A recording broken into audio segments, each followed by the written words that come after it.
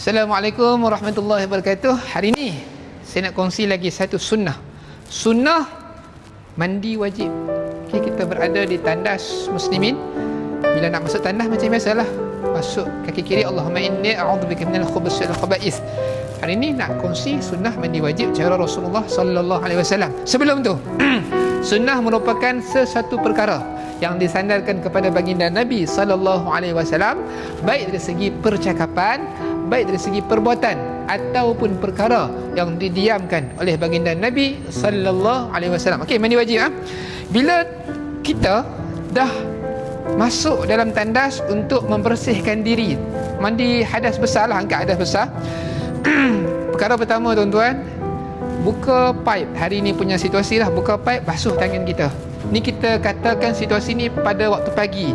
Kita bangun dalam keadaan kita berhadas besar, kita nak mandi wajib. Biasa kita mandi terus, tapi kali ni kita nak ikut sunnah. Sebelum itu, rukun mandi wajib ada dua. Yang pertama, niat.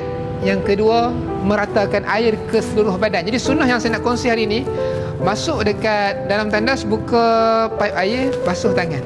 Itu yang pertama, basuh tangan.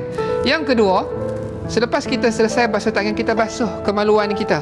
Basuh di bahagian depan dan basuh di bahagian belakang. Yang bahagian belakang ni boleh guna kita punya belakang tangan. Okey, nombor 2 selesai. Nombor 3, kita pun ambil wuduk. Ambil wuduk tangan, kumur, wuduk. Okey, muka, basuh muka kita, tangan ke siku, kemudian kepala kita. Okey, sampai telinga, sunat. Nak sampai kaki, stop sehingga nak sampai kaki. Kita kena buat apa lepas tu? Yang keempat, ratakan air ke seluruh badan. Ratakanlah sampai kita puas hati. Baru kita sudahi dengan basuh kaki. Basuh kaki kanan 3 kali, basuh kaki kiri 3 kali.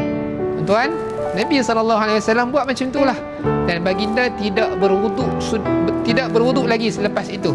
Jadi kita hari ini, kalau kita tengah-tengah mandi tadi tu, ada persoalan, maksudnya tersentuh kemaluan depan ataupun belakang, maka kita wuduklah lagi sekali. Mazhab Syafi'i, wuduk lagi sekali, tak ada masalah pun. Maka itulah sunnah mandi wajib. Moga-moga bermanfaat. Jom sama-sama kita amal sunnah Nabi. Semoga kita cinta Nabi, Nabi cinta kita. Jumpa Nabi di haudun Nabi. Assalamualaikum warahmatullahi wabarakatuh.